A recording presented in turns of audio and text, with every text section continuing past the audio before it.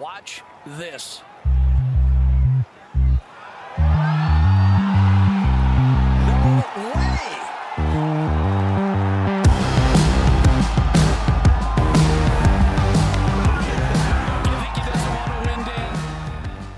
Hello and welcome back to the Cookie Jar podcast. You are joined today by myself, Sam Williams, and we've got Tom Mills. Hello. And Bruce Fitzpatrick. Hello. Guys, massive thank you for all the follows, all your listens and everything, and all your feedback. It's absolutely awesome. Don't forget, for those that haven't, you can get in touch with us on @CookieJarGolf, and that's on Instagram, Facebook, and Twitter. So we have got a super exciting episode today. We've been really looking forward to getting this gentleman on. And it kind of follows on from a bit of a purple patch we seem to be having with absolute top-notch guests. He's a friend from down under. He's had a long and distinguished history in the game. He's played at a professional level since 1981. He won the Australian Amateur in 1978. And he's built a kind of legacy in golf very much through course architecture and course design. He has designed Barnbougle Dunes with Tom Doak, which is arguably one of the, in fact, if not the greatest course to be built in the last 50 years. He's a modern day authority on the subject of course design, which is going through, a subject going through a huge renaissance and growth in recent years. And we're really glad he's given us some of his time today. Guys, it's Mike Clayton. Welcome to the pod. Thanks, guys. I'm looking forward to speaking to you from the other side of the world, which is kind of crazy at the moment, right? Yeah. And how are you passing the time then, Mike? Studying up? Yeah, reading. I actually dragged up. I'm at the beach house, which is just down the road from St Andrews Beach Golf Course. So I dragged a whole lot of old golf magazines down here that I hadn't looked at for years. So I've been going through them and checking out the old course rankings and John Huggins' tips on how he cured the slice of Golf Digest. And Huggy's funny. He said, when I went to America as the instruction editor at Golf Digest, the average handicap was 17.8. And every year we had Tom Watson and Bernard Langer and Seve and all these famous guys cue your slice and stop your three putting and double chipping and duck hooking it. And he said, but by the time I left 8 years later, the average handicap was 17.8. So that obviously made a huge difference then. Yeah. So Mike, how we always like to kind of kick these things off with all of our guests, I guess, is just trying to understand their kind of route into golf and, going back to the, your earliest memories in the game. Where did it all start for you? Well, the first time I ever went on a golf course was with my dad and a friend of his. And there were 2 kids, me and my mate and the other son. And we were playing a place called Point Lonsdale, which is a beachside course here. Well, we were probably 5, I guess, or 6. I'd never seen golf, didn't know anything about it. And my dad and his mate teed off. They whacked it down the first hole. And we sprinted off the first tee, picked the balls up and ran straight back to them with the golf balls. And they said, that's not the idea. So that was my first. So then my dad took me to Metropolitan, where I'm now a member, to watch I think it was the 1967, so I would have been 10, Australian PGA. And we went and watched Peter Thompson. He said, he's the best player here, we'll go and watch him. And he was, and he won. And so he was kind of my first god of golf, was Peter Thompson. And then they bought a house. My parents bought a house in the back of a golf course, Easton. It was called Easton in Doncaster, which was kind of northeast of Melbourne. And I started to caddy. I wanted some money, really. So my mate and I jumped the fence. We turned up on Tuesday and the assistant pro said, ladies' day today, mate, no good, come back tomorrow. So he turned up on Wednesday and we got a job. And so I caddied there for probably 3 or 4 years, probably. And then started playing, I don't know, within a couple of weeks. There were some clubs lying around the house and the assistant pro said, look, you can just jump the fence and play. And so I started playing, really. And I loved it from the minute I started. And the old guys I caddied for were terrible players, really. They were 27 handicappers, but I thought they were pretty good. They'd get the ball in the air and they could break 100. And they were great guys to caddy for. They were tremendous. They would putt out, but they would let us tee off the next hole with their clubs. So they'd be putting out. We'd kind of run across to the next tee and tee off on a few holes. And so they taught us about golf, really. So it was my first lessons in golf for 27 handicap was showing me where to stand and But I guess you kind of learn a lot through the stories, and you kind of live through their kind of shoes vicariously with some of the stories on the course. And I guess it's kind of a good school, right, around golf as a game. Well, it was great. And the assistant pro was great. His dad was the greenkeeper. So he caught me sneaking onto the golf course one night, and I thought, this is big trouble here. And he said, look, just stay out of the road of the members, you'll be fine. He said, you can't join till you're 14, but just stay out of the road of the members and, put your divots back and you'll be fine. So that's kind of how you grow golf, really, I think. I've said that many times, but it was a great example of, he could have kicked me off and said, you're not a member, what do you think you're doing here?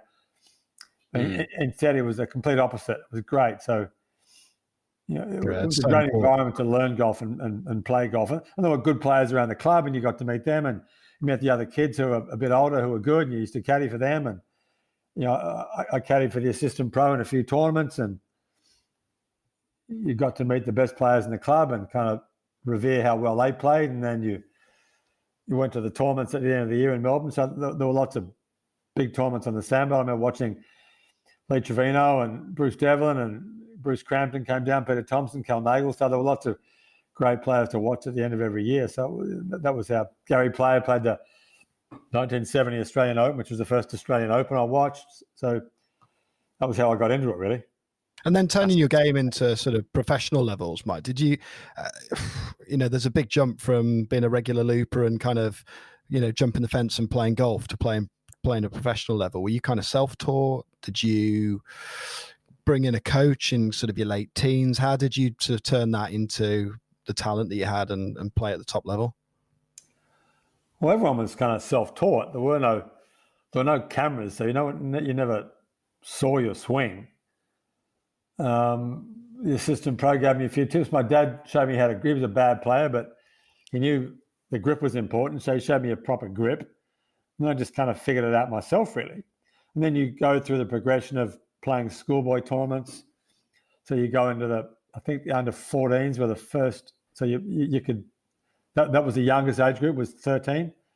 So all the best players in the state were kind of, by definition, it went up, they got better as they got older. So the best players were in the under 18 division. So, guys like Mike Clayton, who was won the Australian PGA a few years later, he was the best schoolboy golfer. When I was 13, he was the best 18-year-old. So you kind of got to hang around those guys and see them play. And as you got better, you got into the lower level amateur tournaments, and you got into the state amateur, and you got in the state junior team. Then there was a coach in that. So you had lessons from him. And so it's just sort of the gradual progression through the ranks that I assume was the same over there, really. I guess guys like Roger Chapman and Gordon Brand and Faldo and all those guys sort of went through that same sort of system of schoolboy golf, amateur golf, kind of figuring it out for yourself, having a local pro who would teach you how to play. Perhaps from there you went on to a more recognised teacher at, the bigger clubs or more famous clubs, or guys who were better players who were teaching. So everyone kind of fumbled their way through to some sort of competent level. And then you just, you got to then you started to play. In Australia, you played the Junior Interstate Series. That was where I first met Wayne Grady and Peter Senior. Ian Baker Finch never played because he was a pro. He was a pro at 16. So he and Peter Fowler had already turned pro. They were working in pro shops. But Grades and Finchy and Roger Mackay, Ozzie Moore, John Keller, we all sort of started growing up just competing against each other in the Interstate Series, really. And then you made the senior teams. So guys like Tony Gresham, who were, he was the best amateur in the country. So it was just a gradual progression that I guess everyone all over the world made the same sort of progression, really, through the ranks from schoolboy golf into top amateur golf. Then you kind of turned pro and started at the bottom again. And when was that? When did that realization hit you that I could turn pro? I can make a living out of this? Much later than most, really. I was, Peter Senior and Grady, and who were my direct contemporaries, turned pro when they were 1978. So they were 20 or 21 when they were going off and pre-qualifying on the European Tour. They were always going to be golf pros. There was no way they were going to do anything else other than that. And I had no idea what I wanted to do, really. So I stayed playing amateur golf for a decent amount of time. And I guess I turned pro when I was 23, probably. When someone who I respected said, I think you should give it a go. I said, okay, well, if you think I'm good enough, then I'll try. So I took myself off to the tour school in Australia and played pretty decently my first few months. And then I won a big tournament, Victorian Open, kind of within 6 months of turning pro, which gave me enough money to go and pre-qualify in Europe, really. So Frank Nobilo and I took ourselves off to the pre-qualifying at the first one was the Lawrence Batley it wasn't, it was at the Belfry, the week before the British Open in 1982. So Frank and I hung around the tour there and qualified most weeks and played up until the European Open at Sanedale in September. Came home, played the Australian tour, went back again and played in 83 and almost made the top 60. I came home too early. There was a guy called Bill Hodge, who was the loveliest bloke. He was the old scorer on the European tour. I remember I finished 12th at the Bob Hope, which was about 4 or 5 tournaments from the end of the year. And I had 11,365 pounds, and I was 54th on the main list. Wow. I remember going into the scorer's tent. I played with Sam Torrance, and I was really, I parred the last time. I thought, that's going to be enough. So Sam said, well done, that'll be enough. So I walked into Bill's tent and said, is that going to be enough to make the top 60 next year? Billy said, no problem, you're in. So I went home. It was the weekend Australia won the America's Cup for the first time. So there were 3 or 4 more tournaments that I didn't obviously play because I was back in Australia. The last tournament was the Portuguese Open, and I'd gone to 57th. And there was no internet, no live scoring, none of that. So I remember sitting in a pub with grades. We just played golf, and the evening paper came in that it was about 4 o'clock in the afternoon. So this was the first chance I had to see the scores from the Portuguese Open. So I'm 57 on the main list. 58, 59, 60, and 61 all finished in the top 10. And Chris Moody, who was one of my best mates over there, he was in the 80s. He finished second. So Peter Teravainen was 61, he finished 9th and didn't get in the top 60. So I went to 62. Which back in those days was a nightmare. That was back to Monday qualifying. Oh, shit. So that was that. So I was back. I got an invitation to play early in 84. I qualified for a couple, made the cut most weeks, which got you in the next week. And then I won in Biarritz, so I was away. So and I stayed there till 1996, really. So it was great. I mean, I loved playing in Europe. It was really, I never really thought I was a good enough player to play in America, but no one did much there. There were lots of really world-class players playing in Europe at the time. The Seve and, those big 6 players over there, Seve, Woodsy, Lyle, Langer, Faldo, and Elazabal a little bit later, were all playing a lot of golf over there. So it felt like we were playing with a lot of the best players in the world. So I was perfectly content living in London and playing in Europe, and we had a great time over there. I loved it. And you've had a fantastic career that spanned over 20 years. What were some of the highlights in there that really ring through in the memory? Well, I never really played as well as I thought I should have, but there were lots of guys like that. I mean, I won once in Europe. I lost a playoff to Roger Davis at the 4 Stars in Moore Park. I played decent. I kept my card every year, played decently. I guess the biggest thrill for nearly all of us who weren't amongst the best players who won a lot of times was playing in Seve's time, really. I mean, that was kind of awesome to watch him play and play with him and, in a way, play against him, but never be really good enough to beat him except when he had a bad week. So, playing in that era was fantastic. We played lots of terrific golf courses. So my, love of architecture. I mean, I grew up watching golf on the great courses on the Sandbelt in Melbourne and assumed that every pro golf tournament was played on golf courses like Royal Melbourne and Kingston Heath and Victoria and Metro and Yarra Yarra. And I got to Europe and found that wasn't, we were playing places like Croix-Cessière, which was kind of, well, I guess you could call it a championship course because they played championships on it, but wasn't a very good golf course. So there was as much pretty average golf course design. It's good golf course design. So, but the good courses there were terrific. Portmarnock and Gleneagles and Saindal and Cologne in Germany was terrific. Chantilly, where we played the French Open for years, was fantastic. So we played lots of really good golf courses. So it was, that was a huge part of golf I enjoyed over there. But if I had my time again, I would have played less, taken more weeks off, and then really kind of discovered all the great golf in England that I missed out on, really. I mean,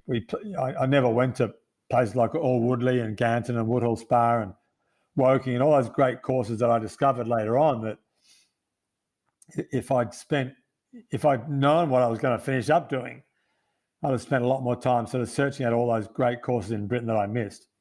And you've talked about your sort of got that sort of playing in the European tour and seeing these great courses started the love of architecture, and you touched upon the Sandbelt there in Australia. Just for our listeners, can you just briefly talk through what the Sandbelt's all about, and if it compares to maybe our Surrey Sandbelt? Yeah, it's kind of they're the cousins of the Heathland courses, really. So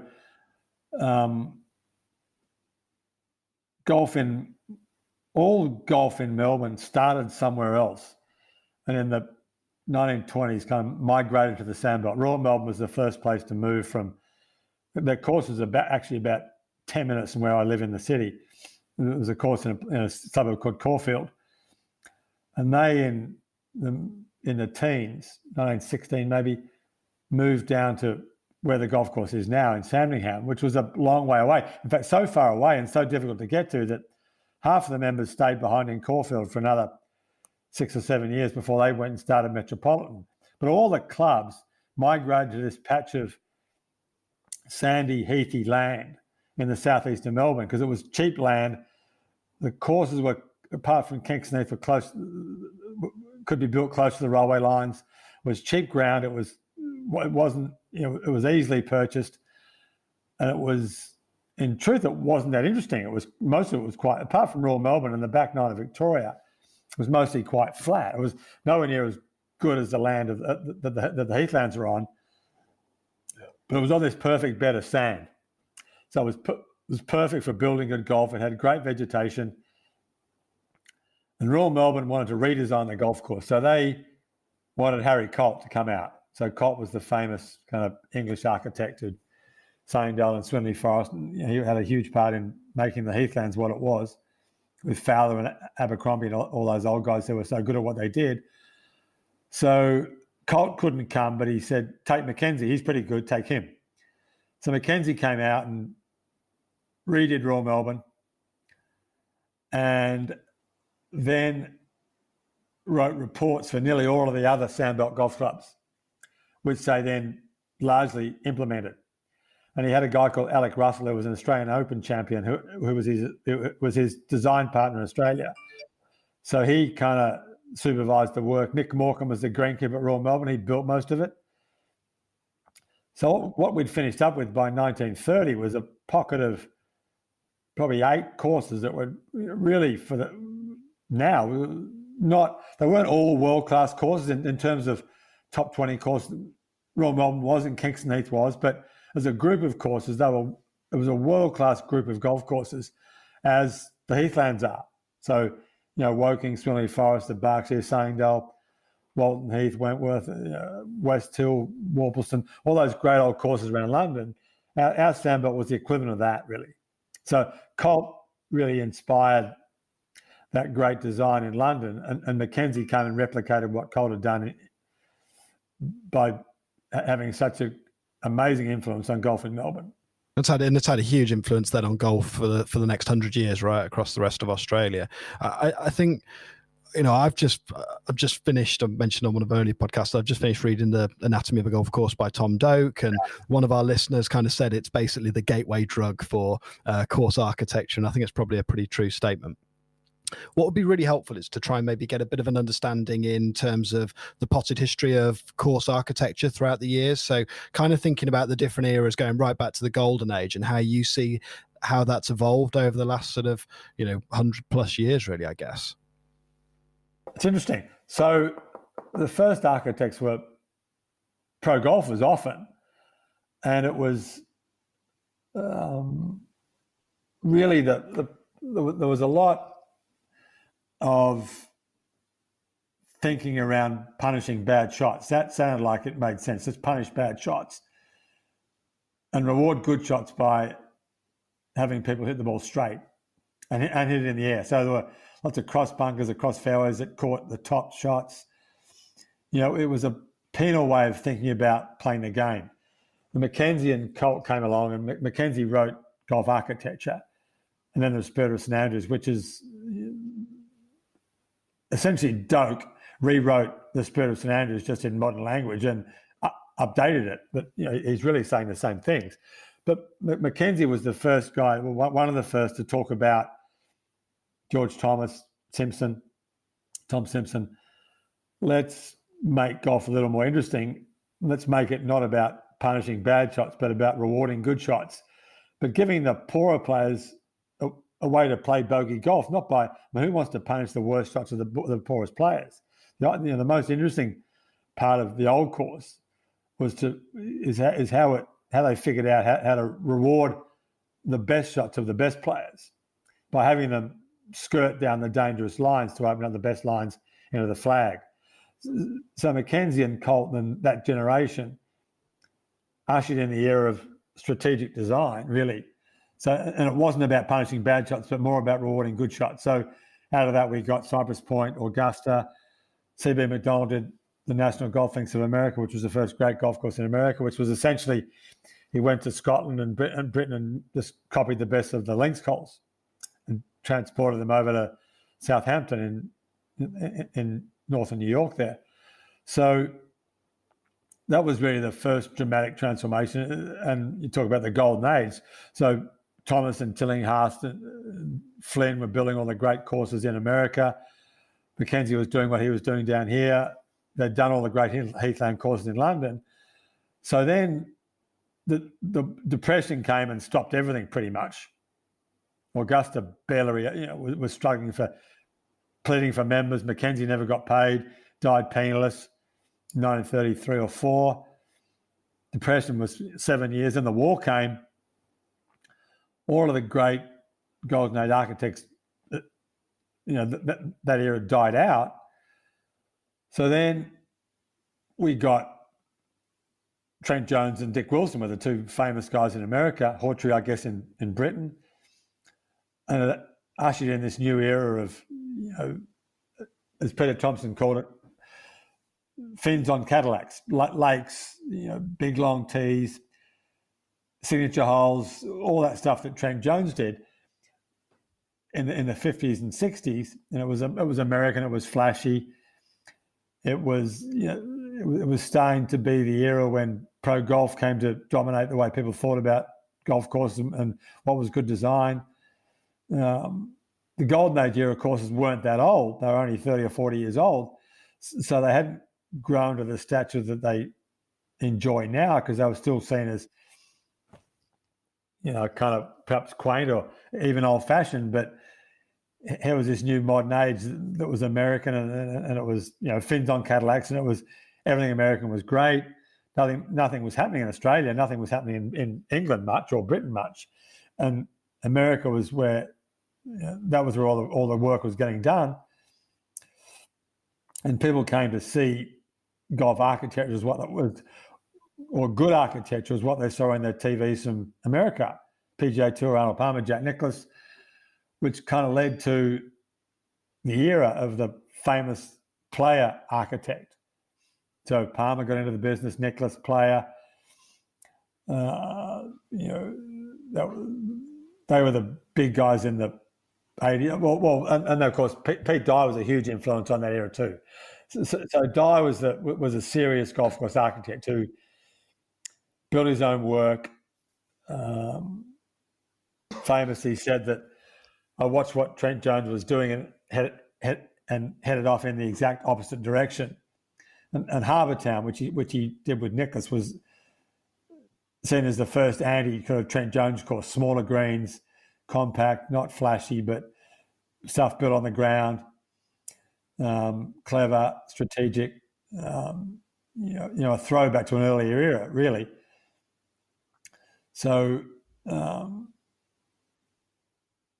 the 80s, in fairness, ushered in the era of the famous golf course architect, where lots of stuff was built by they were hired by people selling real estate. Famous names sold real estate. They were building tens of courses a year, all around the world. So how much time could they spend doing that? So they drew detailed plans. They gave it out to contractors. Contractors built the golf courses. They were pretty good. There were lots of BMWs built at the time, but Royal Melbourne and Sangendale were Ferraris in contrast. And these famous architects, they were kind of there for, the sort of ceremonial aspects of opening up the course. Yeah. They weren't hands-on kind of overseeing. Yeah, and these are kind of broad generalizations, but yeah, how much time could they spend on site? Whereas Pete Dye was famous for not drawing plans. Someone turned up with plans one day and said, what do you want those for? I'm here every day. I don't need plans. So, and he trained young guys like Bill Corr and Tom Doak, and Gil worked with Tom and Gil Hance. So I guess we evolved into an era where a group of young kids, I'm calling Tom a young kid, he grew up watching how the business had developed and thought that perhaps the way the old guys did it was pretty good, spending time on site, working with shapers they knew, and that ushered in the era, which was, I guess, the first course you would look at was to point to the start of the modern era was Sandhills in Nebraska. So Bill Corr and Ben Crenshaw had this phenomenal piece of land in Nebraska, middle of nowhere, terrible model for a golf course, no real estate, only playable 5 months a year. But they built an amazing golf course that cost nothing to build. Mike Kaiser was an early investor and a member. Kaiser saw how well that worked. He was a wealthy greeting card guy, sold his business, had a passion for building great golf courses, went to Bandon in Oregon, built a big chunk of land on the ocean for not much money in the middle of nowhere. He told me, he said, everyone thought I was completely crazy. He said, it's too far away. No one will go out there. Hired David Kidd, who was a Scottish son of the greenkeeper at Glen Eagles, someone no one had ever heard of, gave him a chance and said, well, Kaiser said, well, if you screw it up, I could fire him without, costing me too much. So David did Barnbougle Dunes. People loved it. That worked. Hired Tom Doak to Pacific Dunes. That worked. Kid called Greg Ramsey rang me. He had a piece of land in Tasmania in a little town called Bridport in the middle of nowhere.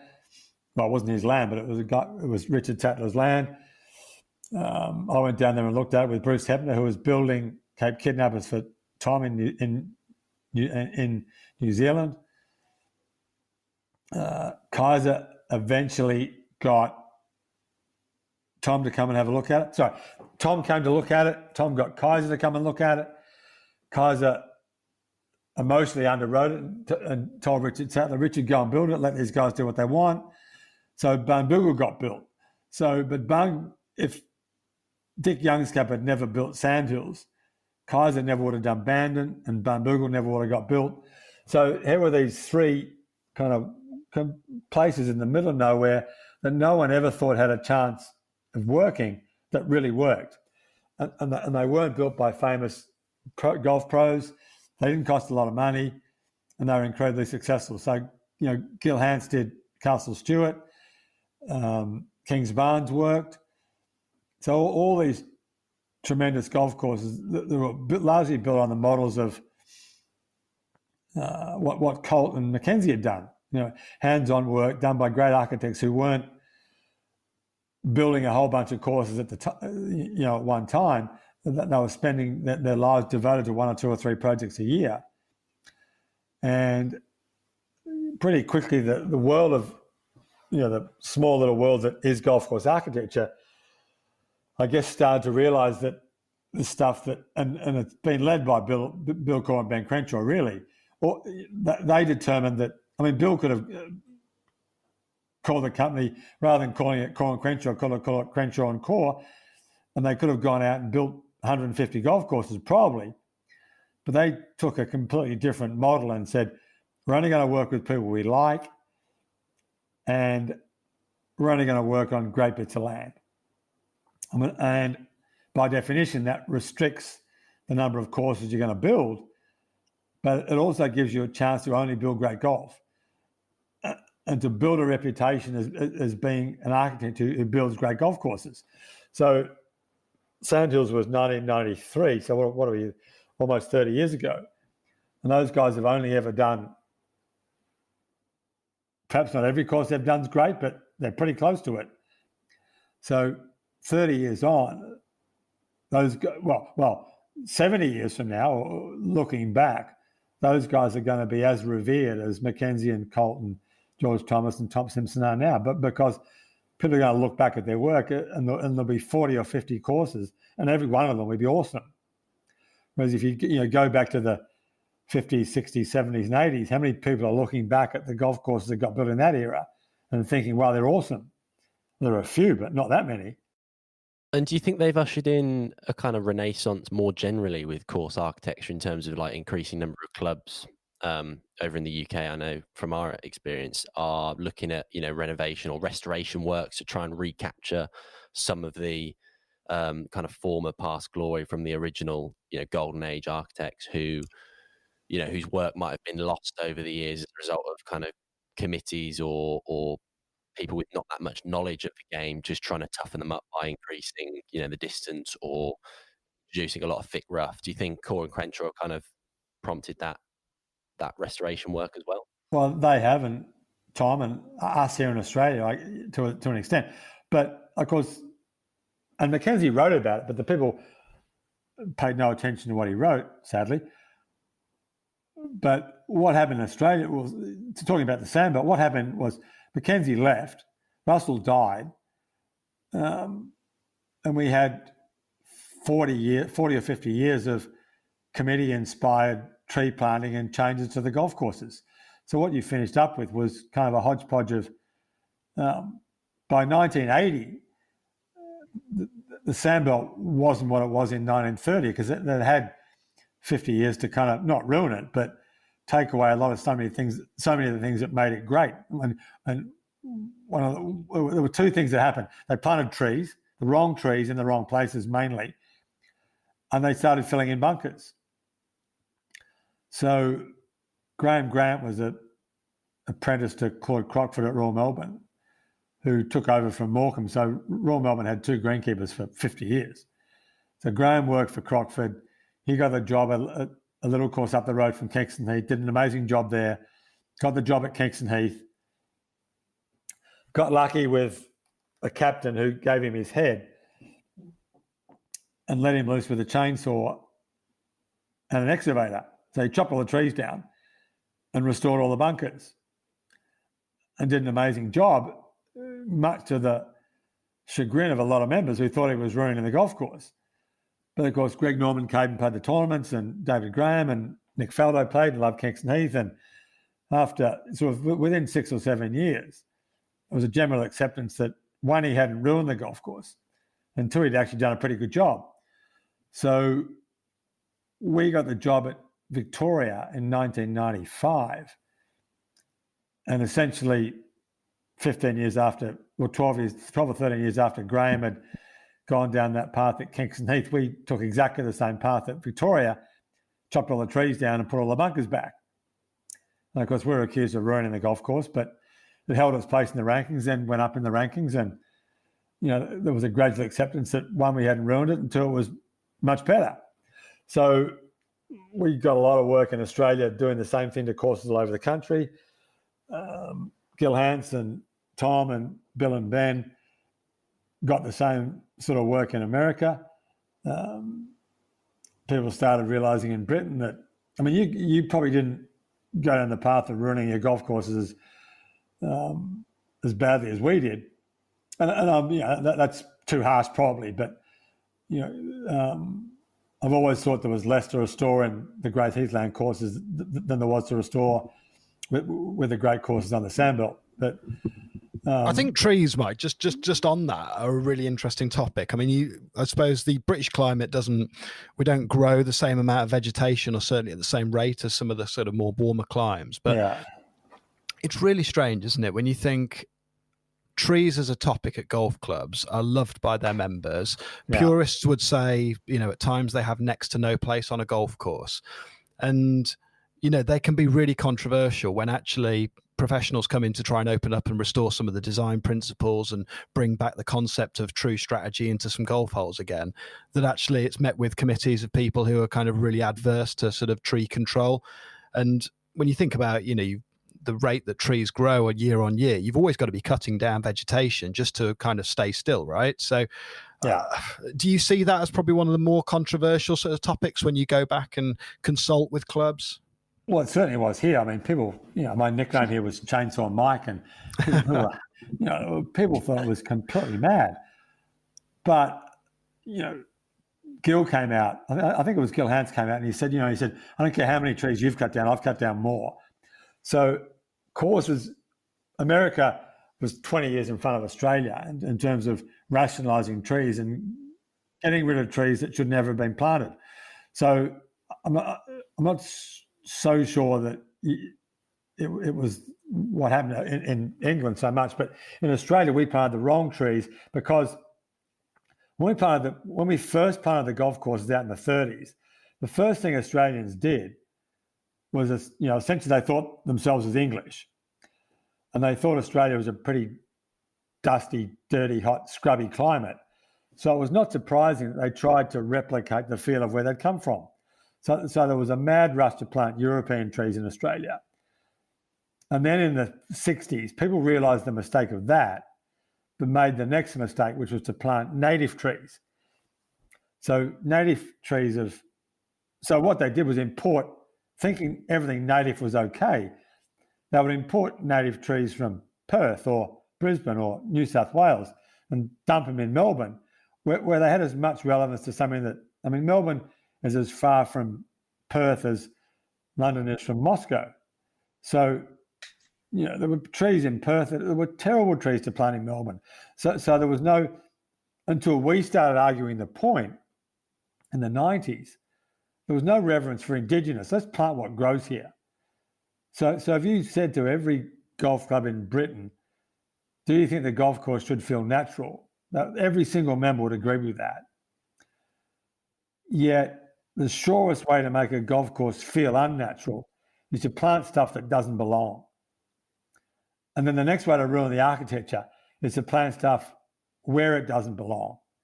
So they mass plant to, you lose the great views across the golf course. So I always think one of the great things about English golf is all those big, long views you get across places like Walton Heath and Sunningdale and All Woodley and Woking, all those great courses. You get beautiful views across the golf courses. Whereas in Australia, we made the mistake of isolating holes individually. So people would plant walls of trees down the side of the holes and try and isolate the one from the other. So you never made that mistake over there, but you still planted too many trees, because everyone did. And that was like a conscious thing, wasn't it? Like Shadow Creek, when that was designed, it was almost with the intention of creating 18 separate golf environments to play. Yeah. So the poster child for fixing that was Oakmont, who just cut down every tree on the golf course.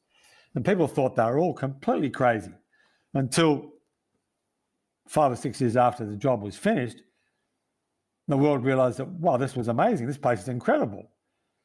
So, but the captain who didn't was too scared to go to the golf club for a couple of years. Someone had to go around to his house and say, it's safe to come back now. So, inevitably, committees over generations make the mistake that what can be wrong with planting a tree? What can be harmful in planting a tree? So they don't know where to plant them. They don't know what to plant, and they don't understand that they grow. So inevitably, 50 or 60 years down the track, they've had their worst with the golf course. And by definition, if those trees were planted in the 30s, 40s, 50s, 60s, and 70s, it's taking them now for them to do their worst. To hurt the turf because of the shade, People have realised that, well, perhaps you shouldn't have planted that type of tree, and they've blocked off views that formerly were great. There are so many bad things that trees can do to golf, and of course the great, St Andrews shows that golf was always better when it was played around things on the ground, and on firm, bouncy turf. So the links courses prove that you don't need trees to be part of any part of the strategy of a golf course. So Nicholas made the great quote about Pinehurst, number 2. He said it's the best golf course from a tree standpoint. It's a totally tree-lined golf course without one tree in the playing strategy of the golf course. So that was the true role of trees, was to add peripheral beauty but keep it away from the golf. Nicholas understood that. Mackenzie understood that. The people who formulated the great links of Britain never had to understand it, because no one would think of planting a tree on a links. Why would you? So what St Andrews proves to anyone who thinks about golf course architecture is that you don't need trees to make golf interesting, because all that interesting stuff is on the ground, either in forms of wispy rough, not long green grass, but wispy brown rough, cool mounds, bunkers, and well-placed strategic hazards, and the wind, and how the greens are orientated to favour shots played from one part of the golf course and not the other.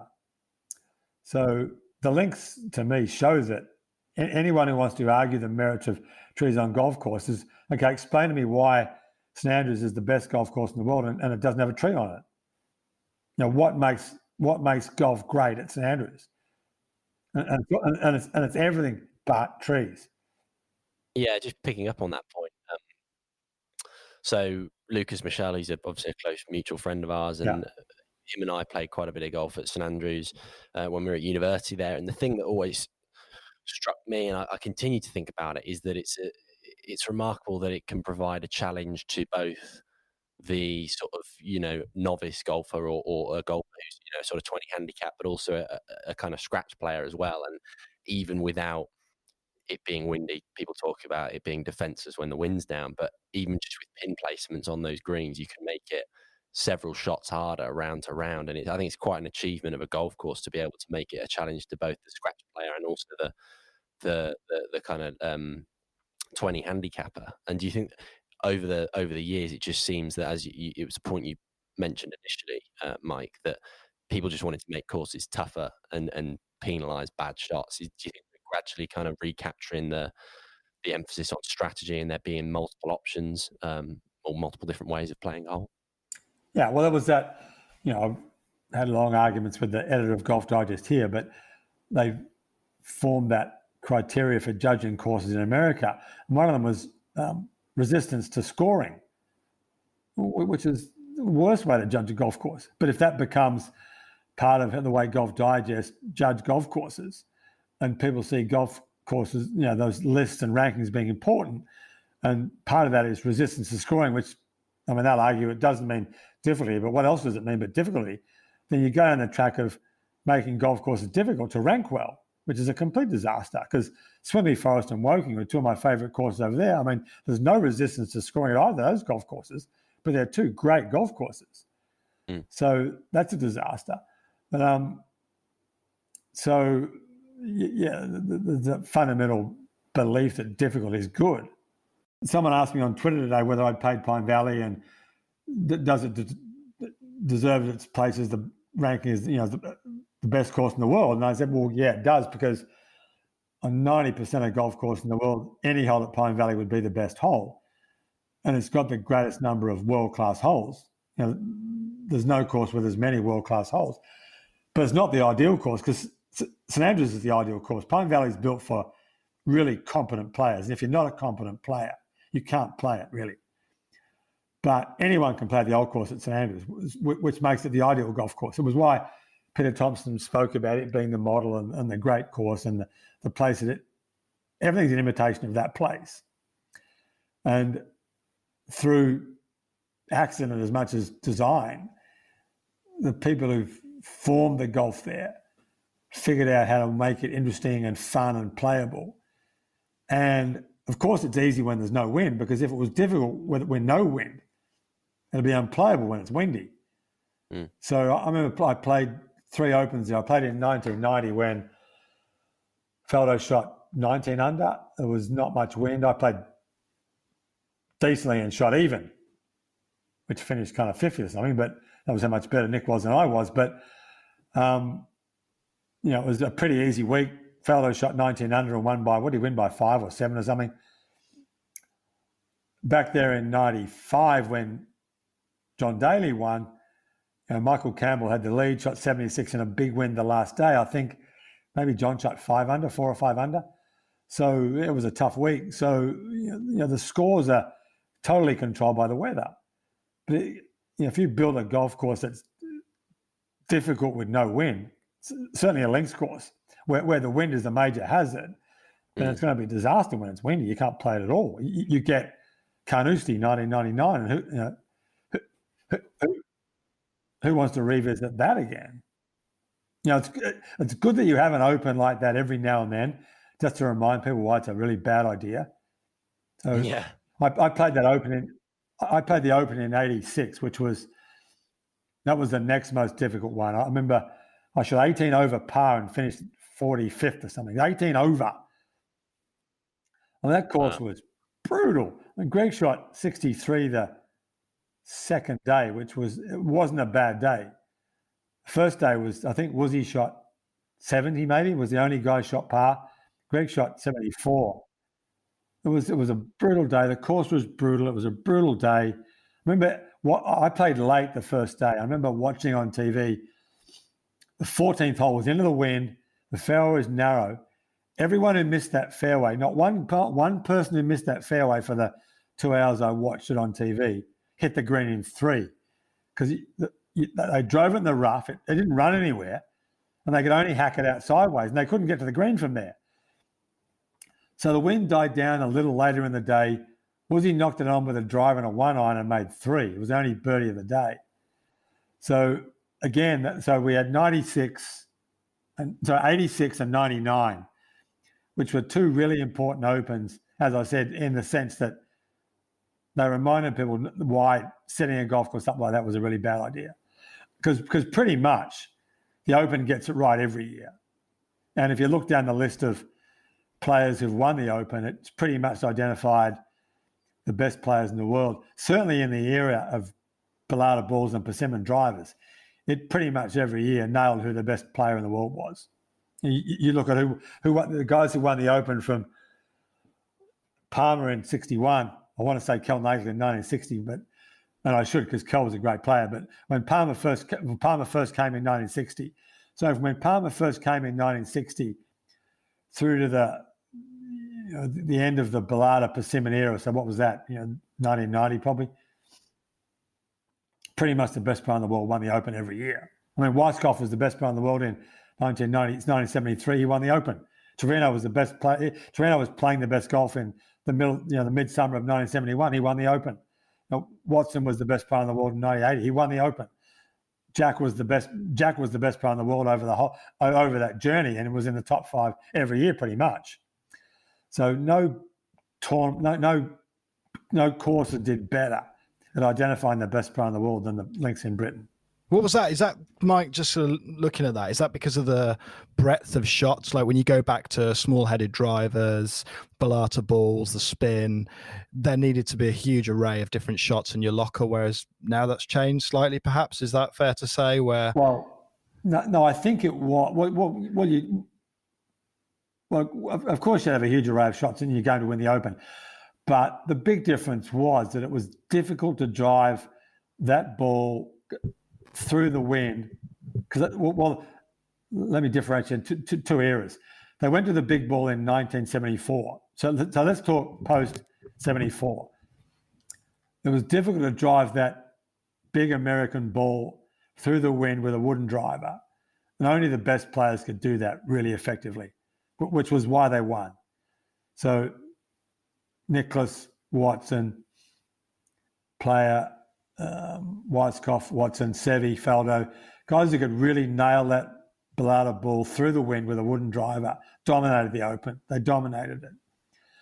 And not to be unkind to Tom Hamilton and Ben Curtis, but you had guys who were not the best players in the world win that tournament with the modern driver and the modern golf ball, where you didn't have to be as great a driver to play those courses as well. So, but still, the links have done it over the years. You look back at the guys that won that tournament, they're pretty much all the best players in the world because it's hard to fly that ball through the wind, and you've got to be a great driver to do it. It's just that it's easier to be a great driver now because the equipment makes it so much easier to do that. People talk about players being better. Well, let's go back and let's go and give Justin Thomas and Brooks Koepka, who are tremendous players, let's go and give them a Pro Trad Titleist and a McGregor persimmon driver with a steel shaft in it. And let's see them go back to driving the ball 260 yards through the wind and see how well they play. And because they're tremendous players, they would. And of course, Tiger's a different class again. I mean, Tiger would have won 25 majors if they'd stuck with the old equipment. But it's much easier to drive the ball well through the wind. Yeah, I mean, when you look at the equipment, I mean, I watched some of the stuff. I think there was a YouTube video of you with Lucas Herbert, and you were playing out kind of old ball, new ball, old club, new club, and different combos, and you started to look at the numbers and the penalty there that's associated, or the gain that's associated with new equipment. It's quite scary. We've touched a little bit, I think, on. We came into this talking about scores and what courses do now, and do we keep trying to find difficulty. You talk about pre-1974 when the game was kind of bifurcated to a certain extent with different ball sizes. What does the future look like in your opinion at the moment, Mike, when you look at course design, distance report, where we're heading with the pro game, needing to be accessible for the amateurs and beginners of the game? It's kind of quite a difficult, feels like we're at a bit of a junction, right? Well, at least the R&A and the USGA have admitted there's been a problem. So that's been a big step. I mean, what they do about it is, at some point they've got to do something, because the whole point of not the whole point of their existence, but the whole point of the equipment rules was, one, to defend the skill it took to play the game. The other was to defend the golf courses against what Mackenzie warned about, which was there's no limit to science. So this wouldn't have surprised him that people figured out how to make a golf ball go 30 yards further than it went 35 years ago. So hopefully they realise that it's unsustainable, because as sure as eggs, the history of golf has been that the longest hitter, the freak hitter in one generation became the norm in the next, all the way through from Ted Ray to Cameron Champ, through Daly, Nicklaus, Norman. The guy that no one could believe became the norm in the next generation. So Cameron Champ, sure as eggs, is going to be the norm in 30 years. And that's clearly unsustainable, because every course in the world for that player is a drive and a wedge. So the average golfer says, why does it matter? Well, it doesn't matter to the average player, because he's still going to be not very good at golf, because golf's hard. But if you think that championship courses are important and how they play is important, then you've got to regulate the equipment in some way. So the question is, do you bifurcate the game, or do you roll the ball back for anybody? And my view has always been that someone needs to do a test with the current ball and a rolled back ball and swing the club at 70 miles an hour, 71, 72, 73, all the way through to 130, every mile an hour, and show people how much they're going to lose, with the aim of taking 30 yards off Brooks Koepka and no yards off my mum, or 2 yards off my mum, because she's not going to notice that. So, and can you do that? Is that possible? And they put a man on the moon, so I figure they can figure out how to do that. And if they can't, then bifurcate the game and create a ball for top-level play. And people will say, well, where do you bring that in? Well, there's a guy called, I don't know his Christian name, a guy called Bill Tillman. Anyone ever met a guy called Bill Tillman? He was an English antiques dealer who started a thing called the Tillman Trophy. A friend of mine, John Kelly, won the first one at Royal Cinque Ports. It was in 1980, and we're amateurs over there playing, and it was a compulsory big ball tournament. And the big ball was compulsory in the Open in 84. I don't know when the European Tour adopted it, probably in 85 or 6. Sorry, 74. So probably in 75 or 6. The Australian Open, it was compulsory in 76. Australian Tour, probably in 77. It leaked into the amateur game between 77 and 82 or 3. And by 83, it was compulsory for everyone. So the same thing would happen again, I think. So you would introduce it on the tour. Top Class Amateur Golf would introduce it. People would realise that Dustin Johnson lost 30 yards, but the average bloke who swung the club at 90 miles an hour lost 3 yards. It didn't really matter. So let's all going back to play one ball again. So ideally you would bifurcate it. So you don't have the fight with the average amateur who thinks, why are you taking yards from me? When in fact, you're probably not. So one, you do the test, see how much the average guy who swings the club at 90 miles an hour, how much is he losing? If he's losing 5 yards, he's not even going to notice it. Or move up 5 yards. Not that complicated. But it's unsustainable at the top level to keep producing players. I mean, you guys have seen how far Lucas hits it. I mean, people say, well, it's only 100, 120 guys in the PGA Tour. I mean, Lucas hits it 300 yards in the air. There are thousands of kids that hit the ball 300 yards in the air. So it's not just 120 guys in the PGA Tour and 100 guys on the European Tour.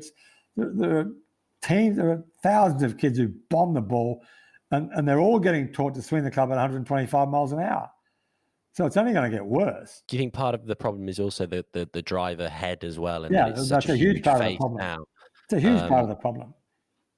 So you've got titanium, which let them make it much bigger, but not make it too heavy. So the head got bigger. They figured out the light shaft, so they could make a massive head with a shaft that was 2 inches longer than the old steel shaft. So and now you've got the product of that, which is a generation of players who've grown up understanding that you've got to swing the club as fast and as hard as you can to get the most out of the golf ball. And their head's so forgiving, and the ball's so forgiving that what do you finish up with? Well, you finish up with Brooks Koepka and Cameron Champ and Dustin Thomas and Lucas Michel and Todd Sinnott and not Tom. I've never seen Tommy Fleetwood play, but I guess he smashes it. But there are so many kids now who just hit the ball forever. Rory, and Rory's a great player. I mean, you could give Rory a Bellata ball and a persimmon driver, give him 15 minutes, he'd have it figured out. I mean, the interesting thing with that test with Lucas Michel was that Lucas Herbert, who left that was a Friday in Melbourne. He left Melbourne the next day and flew to the British Masters at Walton Heath. Was the third tournament in a row he played over there, and he finished third. So he had 3 top 10s in a row. So he was playing really good golf at the time.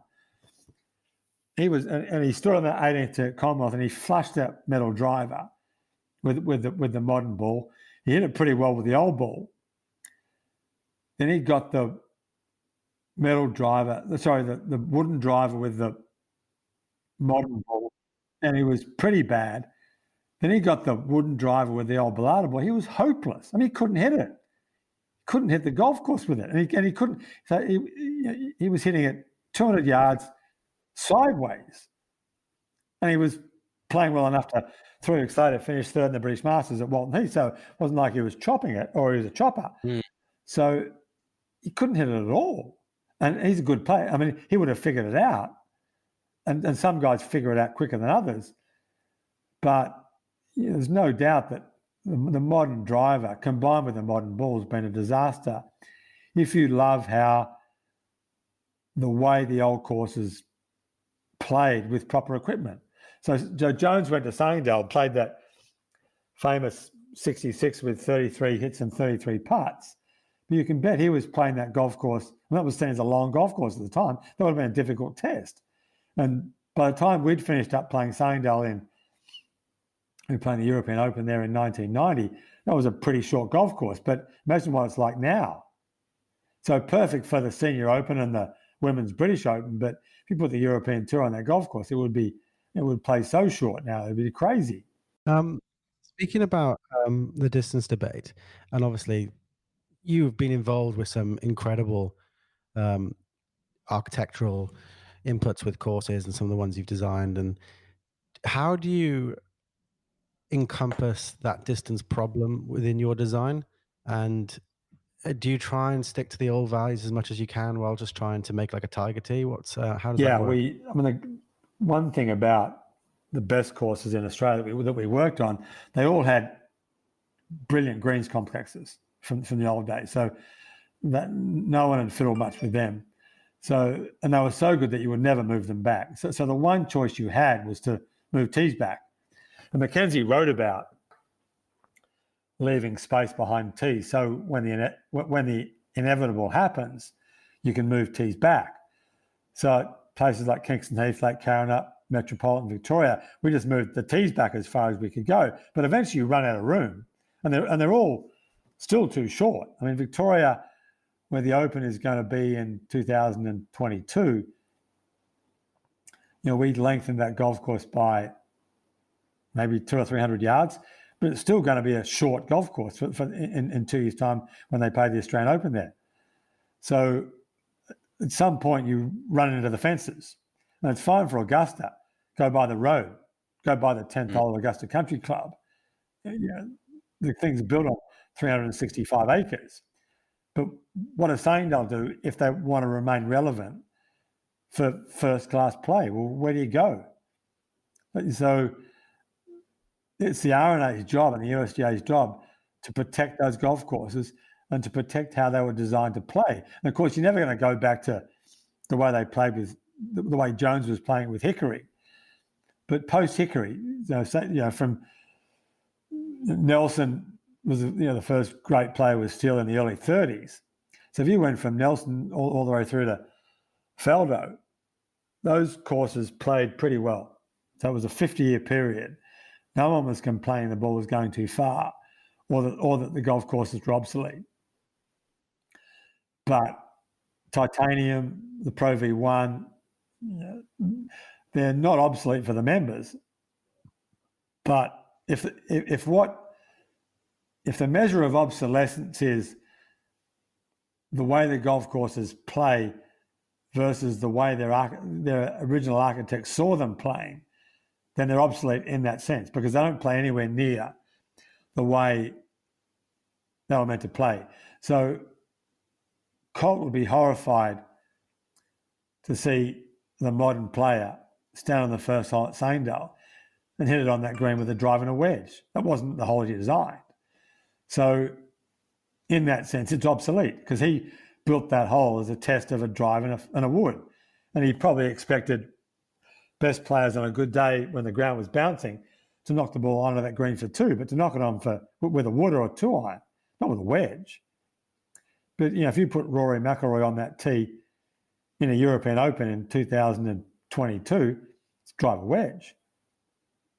And to come full circle, I guess that's why a lot of these courses now don't appear on, the professional tours anymore. And it's a sort of paradox that the best players in the world are often playing courses that are pretty uninspiring and pretty kind of lacking in character. They're not great designs from an architectural standpoint, but they have to go to these courses because they're the only ones with the length to actually provide them with something of a challenge.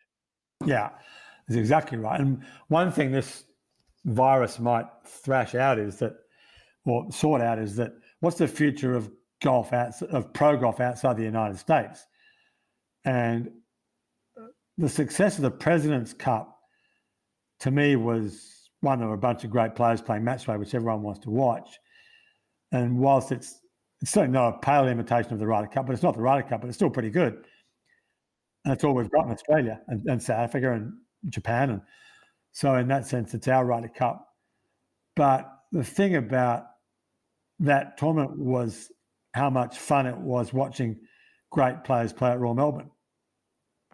So what this virus might thrash out is that the future of pro golf in terms of getting back an audience to watch might be golfers going back and playing tournaments on courses that people want to watch and not watching some course that no one's ever heard of that's not very good that's actually, frankly, pretty boring to watch golf on.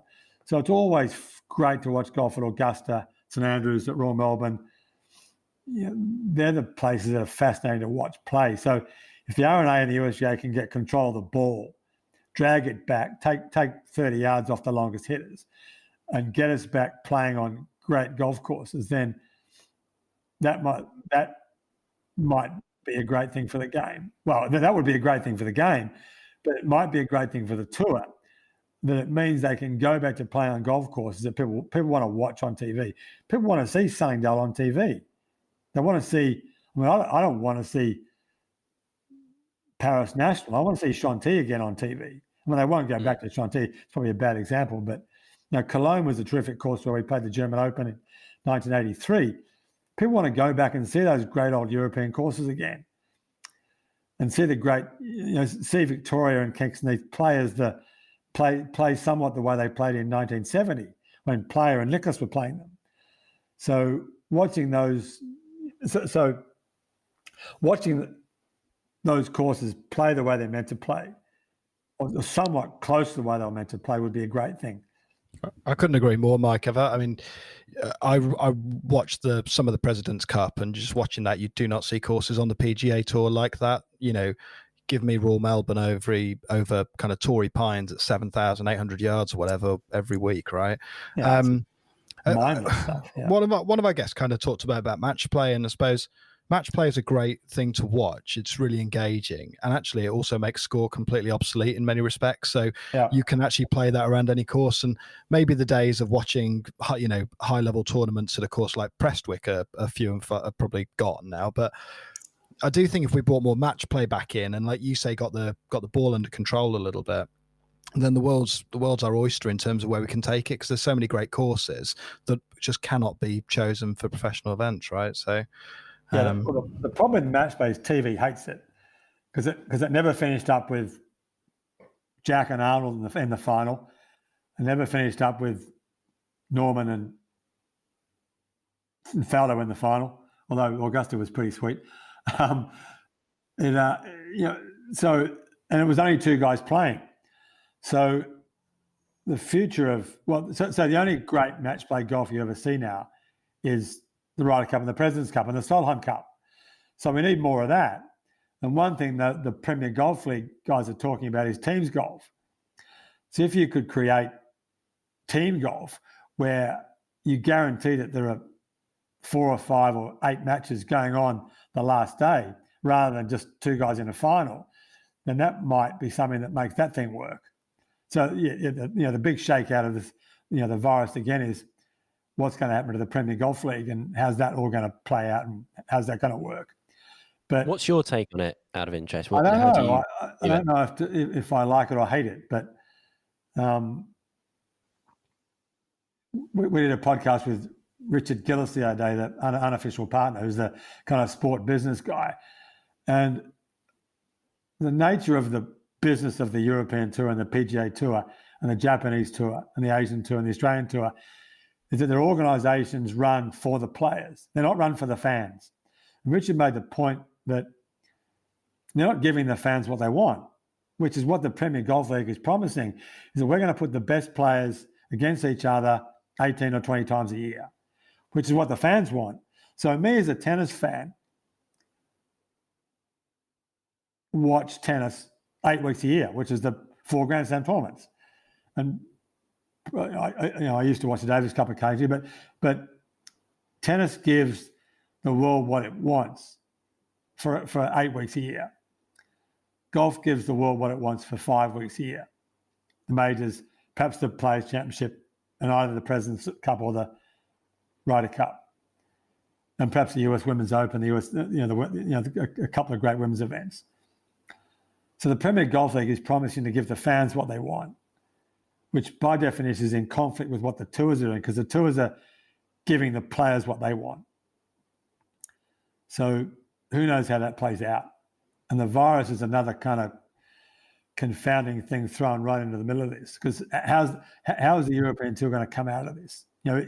Is there any money to sustain, the purses that the European Tour has grown accustomed to, and courtesy cars and extravagant players' lounges and And the ridiculous. feeder tours as well, right? Sorry? And the feeder tours as well. Yeah. So the question is, can you give the golf fan outside of the United States 30 great tournaments that swing through New Zealand, South Africa, the Middle East, Asia, Britain, and the continent, with playing for enough money that attracts a strong enough field that has golf fans coming to want to watch it, have companies want to sponsor it, and have people want to watch it on TV.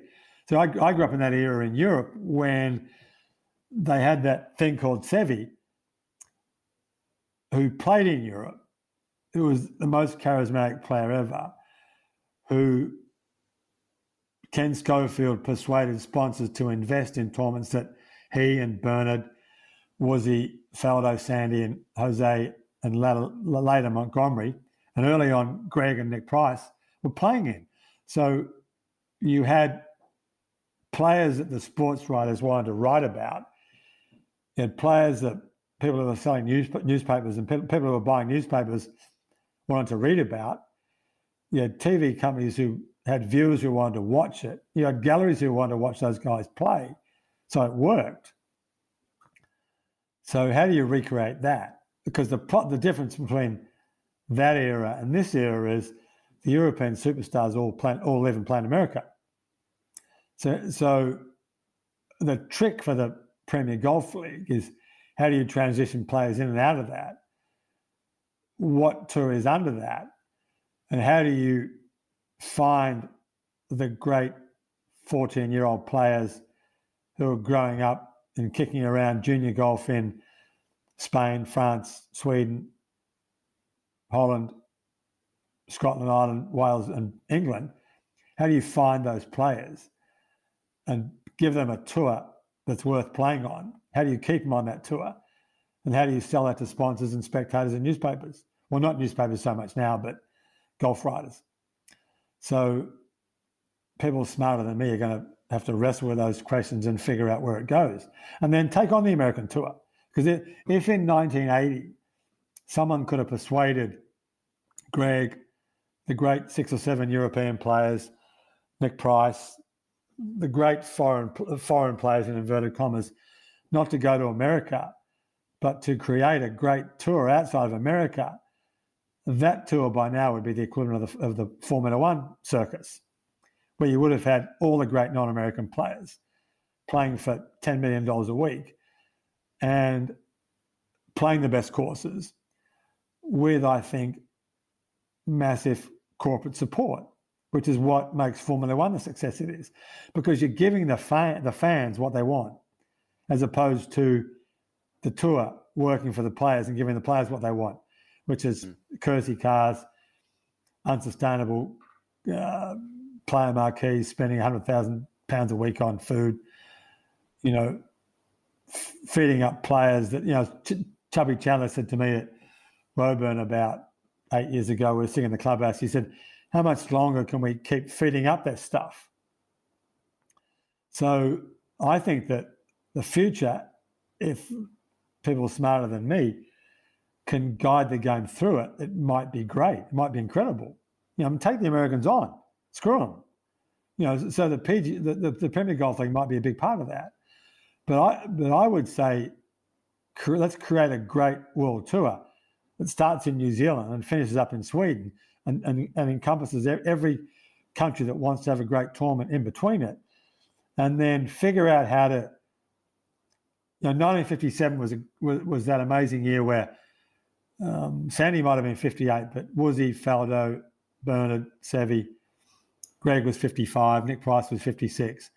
Find those 15-year-olds now and persuade them that the World Tour is the thing to play, and create that. So that, as I said, you're giving the sponsors and the fans a product that they want to watch. So that might be the thing that comes out of this darkness is how do you create that? And that's going to take, people like the great TV, the great TV executives, corporate people, managers, players, money guys. How do you make that work? That's the question for pro golf anyway in the next 30 years. Plus, I think that one lesson of the Vic Open down here was that create something different. So I don't know if you guys know how the Vic Open runs, but 36 holes, European event, co-sanctioned with Europe, co-sanctioned with the LPGA, 156 in the field, 156 men, 156 women, 36 holes, gets cut down to 35 players each, men, 35 women on Sunday. That's a great tournament. And what it does, it's not ideal for the players because, a bunch of guys get cut out the last day. Although if you make the 36-hole cut, you get paid. You don't play Sunday, but you get paid for Saturday. But what it gives is it gives spectators what they want. They can walk on the fairways, no ropes. You can bring your dog. You can watch 2 tournaments in one. You can watch great women players. The European field was really weak this year because there was no second tournament to back it up. They used to go to Perth after that. They lost the tournament in Perth. So it was clearly a long way to come for European Tour player to play a one-off event in Australia. But that tournament's an example of giving fans what they want. They can walk on the fairways. There are no ropes. They can watch men and women play golf in 2 tournaments separate. And it's a great event. So Niall Horan's management company, those guys, they created something like that thing they played in Northern Ireland a couple of weeks after the women's British Open last year. They tried that there, and they're going to do that again. So that's a great example of being inventive. And as Chubby said, how can we keep serving up stuff like this, as in 72-hole single-sex events? I mean, golf needs to be inventive, and the Vic Open's been successful because it's been inventive, and it had a go at trying something that no one else thought was a good idea, and it's turned into now being. It's not the best title in Australia because the Australian Open always will be, but it's by far the best event. And just tying it back to the architecture side for just one more moment, you talked there about how great the Vic Open was for spectators and being able to get inside the ropes or walk the fairways. I think the emphasis or just the how commonplace it is to see these kind of big amphitheatre grandstands on courses around the world, again, just limits the places you can go and play golf events at, is because there's just very few clubs, particularly amongst a lot of the sort of the classic courses. There's an inability to fit these huge grandstands in, and it's not only bad for pros in being able to play poor courses, but it's bad for spectators as well. I don't think people necessarily want to be confined to just one area where they have to sit and watch golf from. They want to be able to get inside and walk around and walk some of the fairways. Yeah, I think spectators get the worst deal ever. So I grew up watching tournaments in Australia until the mid-70s, and everyone walked on the fairways. And you had marshals and ropes, and it worked really well. And then Bruce Crampton complained about, he came out to Australia and bitched about people on the fairways, and the sponsors and the promoters choked and put people behind ropes. And the Vic Open was the first tournament that was willing to try to put people back on the fairways. But let's face it, how many groups in even the biggest European Tour event, how many groups need ropes and have enough people watching the players that it becomes hard to manage? Maybe the last 2 groups. So if you have 35 groups on the weekend, you've got 33 groups where Brown's cows could walk down the fairways and not affect anything. And you have good marshals. And I mean, golf is best watched from behind, not from the side. So much better watching it from behind. So that's another, in its own small way, example of giving spectators what they want. You can watch golf, you can walk down the fairways, and it works at the Vic Open. The LPGA guy bring out a big burly kind of security guy every year to make sure nothing bad happens, and God knows what's going to happen. But I guess they're all defending against the Monica Seles disaster. But this big burly guy comes out from America and thinks this thing is going to be a complete disaster. How are we going to manage this? And after the first day, the first year, he said, "This is fantastic. This is brilliant." He loved it because we had our own security guys who'd been doing the Vic Open for years who knew how it worked. And it's just a much better way to play golf. So that's something that every event in Europe should try out, because it's just been a default position to put guys behind ropes or put spectators behind ropes. And it's a lousy way to watch golf. So they might find that people come back and watch golf because walking the fairways is a much more enjoyable way to watch golf, and it's a much better way to watch golf, because you can get behind players. I mean, there's a reason people stand behind players on the tee, because they want to see the swing from the back, and they want to see the ball flight from behind and see what the ball's doing, and you can't see that from the side. And who knows, maybe we kind of get through this virus, and for a period, even if it's temporary, we see a very different aspect of kind of spectators on the course. I guess, Mike, really, it feels like we've kind of monopolized far too much of your time already on a Monday evening in Australia. And I guess you got three guys here who've, just talking to a legend of the game like yourself, have had an absolute blast with you. As a sort of parting gift for our listeners, what would be really nice is kind of, for anyone who's either a non-enthusiast of course design or architecture, or someone who, has very limited knowledge, what are the things they could do to kind of maybe just kind of educate themselves and take a different perspective in, whether it's when they're out on the course or, things to go and investigate or look at? What would be your kind of, biggest bits of advice to amateur golfers out there looking to sort of get into it a bit more? Well, I would read about it. So go and get the Anatomy of a Golf Course by Tom Doak, or Grounds for Golf by Jeff Shackelford, or The Spirit of St Andrews. I mean, you can get that for $15, I guess, on Amazon, which is a great book. That was Mackenzie's book that he wrote in the early 30s, and he died. The manuscript got lost. His stepson found it in a pile of papers in 1995 and published it. So buy The Spirit of St Andrews, buy The Anatomy of a Golf Course. The best site to read about golf course architecture is a thing called golfclubatlas.com. So go there. I'm not sure if you guys know about that, but go there, and there's a section called Courses by Country. And Rand Morissette, who's the best reviewer of golf courses in the world, he's the head of the World Top 100 panel. He's reviewed about, 150 golf courses. Long reviews on golf courses with pictures. He's probably got 30 or 40 British courses on that, probably 100 American courses. But, there's weeks and weeks of reading through them. But if you picked out courses you knew, like Pine Valley and Augusta and St Andrews and Royal Melbourne, and pick a course you're familiar with and read Rand's review and think about why he's writing what he's writing, how he points out what's great about what he's writing. By definition, he's not writing about courses he doesn't like. He's writing about courses he loves. So read what he's writing about, because he explains why these courses are great. So pick a course read Rand's review of it, and you'll figure out pretty quickly what great golf course design is.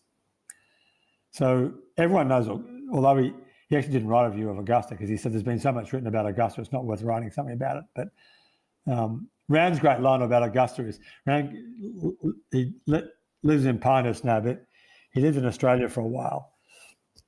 And he would go to Royal Melbourne and play there, and he would talk to members at Royal Melbourne, who, of course, everyone wants to go and play Augusta. And Rand's standard reply to a member at Royal Melbourne who was salivating over an upcoming trip to Augusta was, "A long way to go to play worse golf," which I thought was a great line. So that's incredible. Courses by Country, golfclubatlas.com is a great resource of people who want to read about what makes golf courses great. And then just look up the great golf books on the subject. So The Spirit of St Andrews is, for people in Britain who are listening to this, that's the best golf course, because he writes a lot about British golf and English golf. So people will be familiar with the golf courses that he's writing about. So I would read about it. And then go and, if you ever get to St Andrews, don't go and play it. Go and walk it. And it's shut on Sunday. So go to St Andrews on Sundays, on a Sunday, and walk that golf course late at night in the summer or whenever you can, and think about why is this the best golf course in the world? You know, go there with the attitude, this is the best course in the world. Why is it the best golf course? And go and study it. And you can do that in a day. I mean, it might take you 12 hours walking, but think about why it's great and look at it and try and figure out why that place is great, and walk sideways across the fairways and look at how different the shots are from one side of the fairway to the other and how the whole thing works, and think about it and figure it out. Because, you know, if you take the time to do that, you'll figure it out. And go to Prestwick and go to North Berwick and all those great Scottish courses where anyone can walk on them. There are no fences. So people talk about growing the game in Australia. I've got this throwaway line. Well, you know, the best thing you could do to grow the game in Australia is chop down all the fences, get rid of the fences. Let people go and walk on golf courses and walk their dog on them, and let them become public parks. Look after them, but let them become public parks. That's the best way to grow the game. So, and that's the lesson of St Andrews is there isn't a fence around St Andrews. No one vandalises it. It's fine. Agreed. And that's kind of the principle throughout a lot of Scotland, isn't it? So, Yeah. and I think there's a lot of wisdom in that, you know, kind of been fortunate to play at St Andrews and, you know, like you say, just walking around, breathing it in and kind of understanding the different lines and the routing and stuff. It's absolutely fascinating. Mike, we won't hold you any longer. We really do appreciate your time. Thank you so much for coming on the pod, and hopefully we'll get you on again sometime soon as well when all this stuff goes through with coronavirus. But we wish you and your family a stay safe, you know, message of goodwill, and hopefully see you on the other side. Yeah, well, I was going to be over this year for a couple of months, so let's catch up next year when I'm over, because this year looks like a write-off at this point. So I think so. Let's catch up next year when I'm over. Cheers, Mike. Okay, thanks guys. It was great fun. Cheers. Thanks so much for that. Cheers, Mike. Speak to you. Thanks, guys. Watch this.